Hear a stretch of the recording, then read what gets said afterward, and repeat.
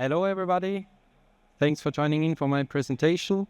Engineering a quiet future, addressing noise pollution of heat pumps.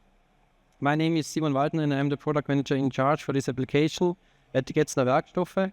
And I want to use this opportunity to shortly introduce also our company.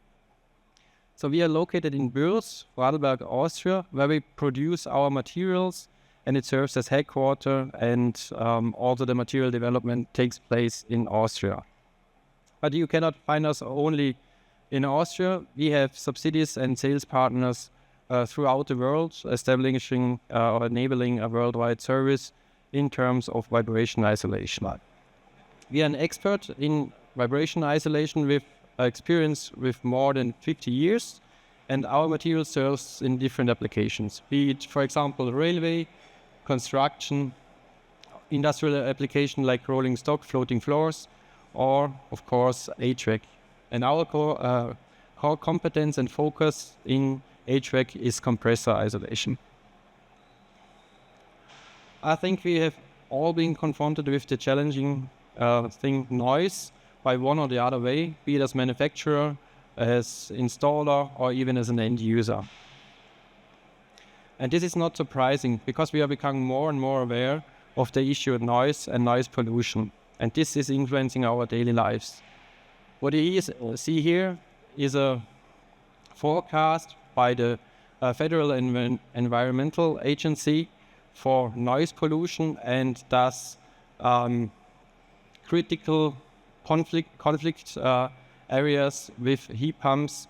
And this graph also shows another trend, and this is urbanization. So a major part of sound that reaches our ears is originated or transmitted via vibration. And this is where we come into place. So how does vibration isolation work? First of all, a little bit of theory. The performance of a vibration damper is significantly influenced by the dynamic stiffness, so the spring and damping properties. So if you get the natural frequency of the bearing in hertz, this is called F0 and is an important figure. So in order to determine the performance of the vibration isolation, the ratio between the excitation frequency and the natural frequency is crucial. If this ratio is 1, we have a resonance effect. This point has to be avoided in any case, as the vibrations are amplified in this point. If the ratio reaches a value of square root of 2, this is exactly the border between the amplification and isolation area. The curve of the curve is also influenced by the dampening properties, so be it the peak or the curve itself. So therefore you need to know your material and understand your material very well. So let's assume we have an excitation frequency of 25 Hz, for example, a compressor running in partial load and a bearing with a natural frequency of 20 Hz. Then you get a ratio of 1.25 and you are still in the amplification area. Therefore, you need a higher quality of a bearing. So let's assume the bearing has 10 Hz. Then you get a ratio of 2.5 and achieve already a very good vibration isolation performance. But this ratio can also change, be it the excitation frequency changes or the natural frequency of the bearing changes over the lifetime. Then we move along this curve, and in the worst case we get back in the amplification area. Therefore you have to consider bearings which show no embrittlement and have a low excitation frequency. To sum up quickly, vibration isolation, efficient vibration isolation needs a low natural frequency. It should be durable and consistent, and should have a long-term efficient vibration isolation with no embrittlement and no dynamic stiffening. And this is exactly where polyurethane as material comes in and has huge advantages. An additional advantage compared to conventional rubber is that if it's loaded at the ideal working point, which is exactly at the border of the static range of use, the material gets softer if additional load is applied. For example, the vibrations of the compressor. It gets softer and the performance increases. polyurethane is chemical stable. We use no softeners, etc. Therefore, no diffusion or no embrittlement can happen, and we have a very constant performance. So in Getzner, we rely on our in-house development with our 3 polyurethane series, Silomer, Silodyne, and Silodamp, which all have different properties.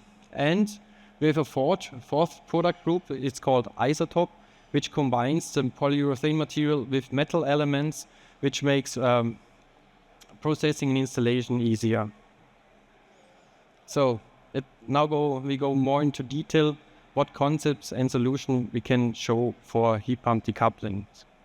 So in principle, to protect the environment from unwanted vibrations or noise, you can either decouple the complete unit or you can decouple internal components like a compressor.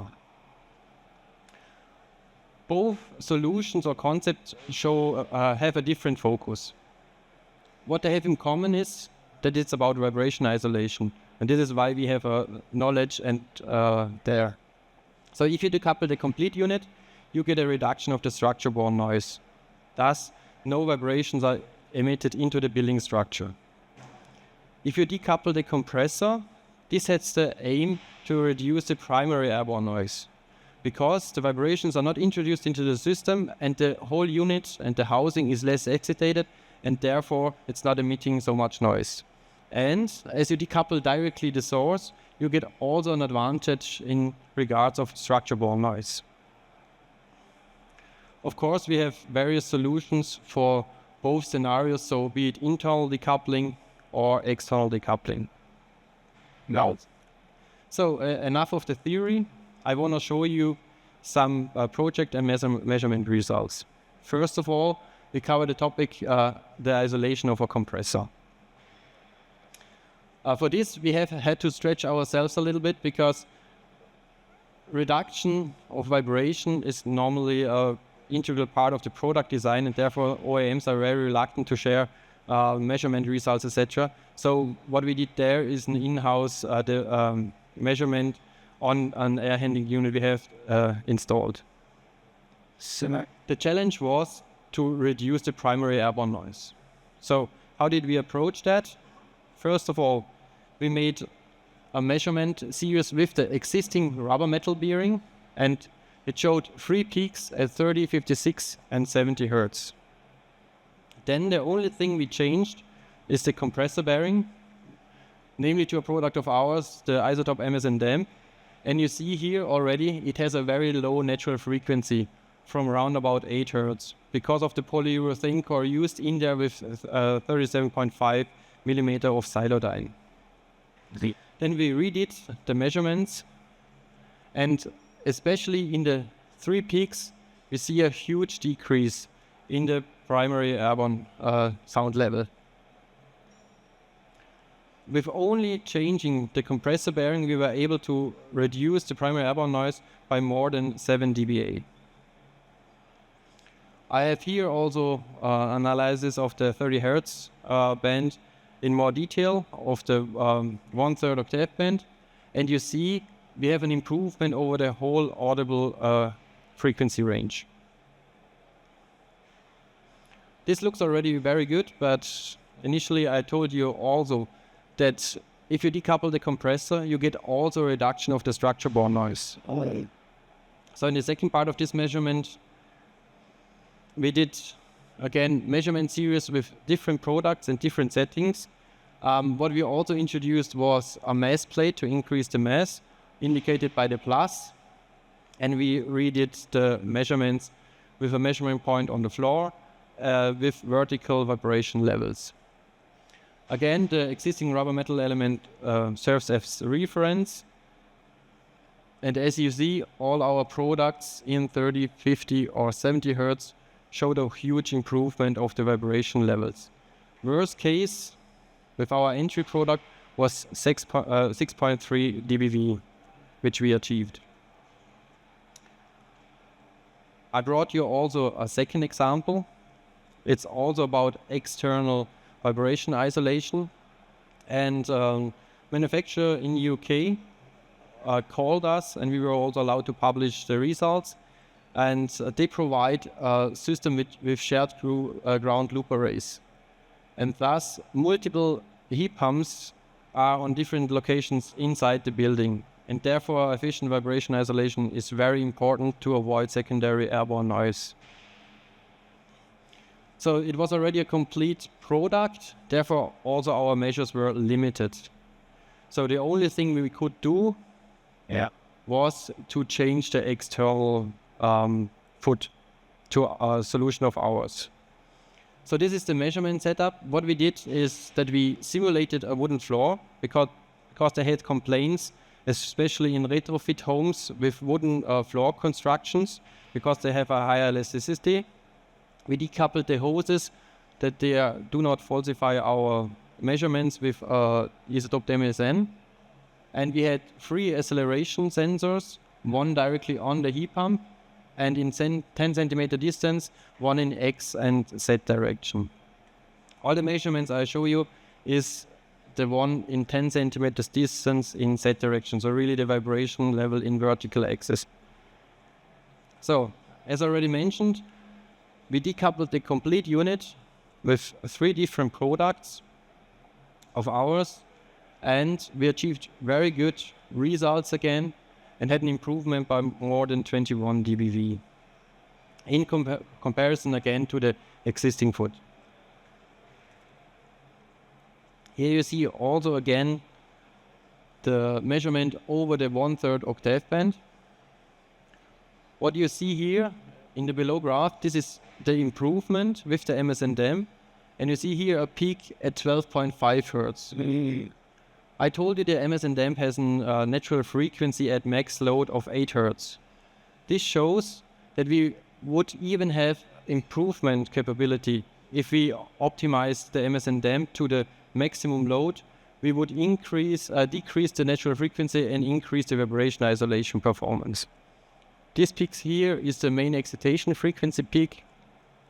And as you see, we have an improvement over the complete 1/3 octave band. So there we can say we can assure quieter equipment, be it with external decoupling or internal decoupling, by using high quality polyurethane solutions thanks to the polyurethane properties.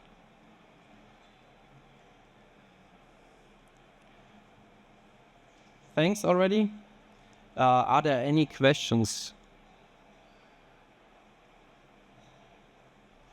Feel free to visit us at our booth. We have also the products there, where you can also experience the product. We have also a new product there, DCD 3D, which can also compensate accelerations in all spatial directions.